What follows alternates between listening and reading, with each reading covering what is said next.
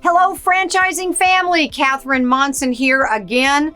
Want to talk to you a little bit about exercising your mind. I happen to believe my mind is a muscle, just as I have muscles through the rest of my body. And I don't build strong arms and strong legs with one bicep curl.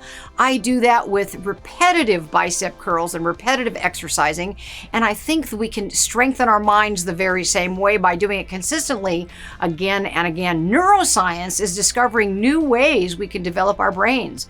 And here's what it's found, that at any age, through training, we can change our brains to become more mentally strong, healthy, and fit. Just like we need physical exercise, we can exercise our brain and build greater courage, greater confidence, greater composure, clarity, and creativity.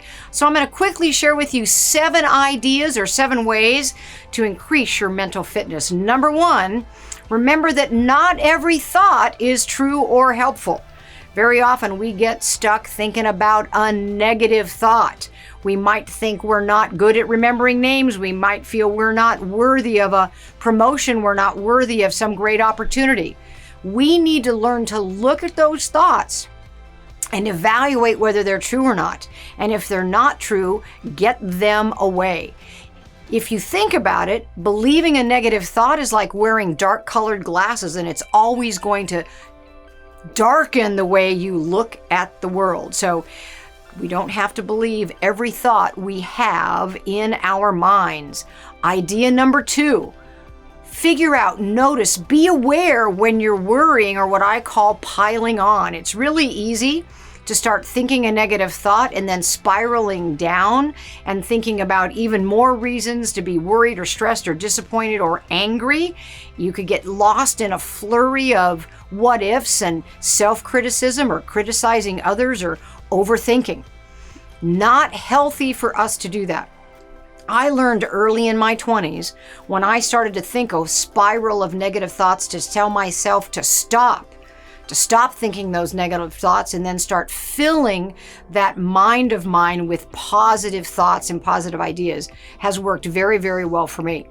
Idea number 3, rest your mind. That could be by listening to really great smooth jazz or falling asleep to an audible book, listening to someone read a story to you.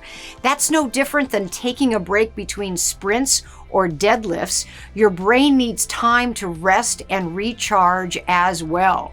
And that rest increases our focus and our creativity. And resting your brain might look differently than resting my brain does, because I might rest my brain by looking at my beautiful backyard and enjoying the birds feeding on all my bird feeders and listening to smooth jazz. And yours might be cozying up with a great novel. Lots of different ways to do it. Idea number 4, tune out the noise. In this days of cell phones and social media and all these different streaming platforms, we're getting all this bombardment of different stimulus and input. I have learned to do some digital cleanup, turn off some of my push notifications. Now, instead of being interrupted every time during the day something gets posted on the family Snapchat, I've turned off that push notification at night. I notice I got things to watch on the family Snapchat, but I've tuned out the noise. Very, very helpful. Idea 5, prioritize sleep.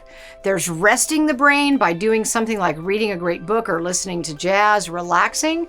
Then there's also the importance of sleeping. Yes, our time awake is important, but the time sleeping when our brains and bodies can be refreshed is very, very important, and making that a priority is so important. Idea number 6, letting go.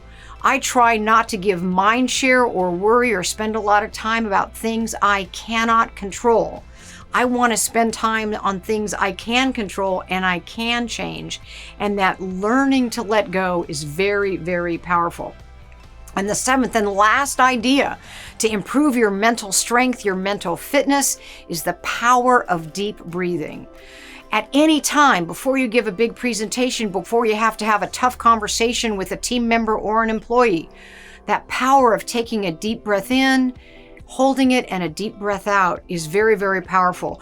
I like to take a long, slow, deep breath in through my nose, feel my rib cage and my belly expand, hold it for a second or two, and then let it out at the same or slower speed than I brought it in, and repeat that 3 or 4 times. It is amazing how that will lower my blood pressure, lower my heart rate, stop my palms from sweating, and get me in a great place. So, do you want greater courage, more confidence, more composure, greater clarity, greater creativity?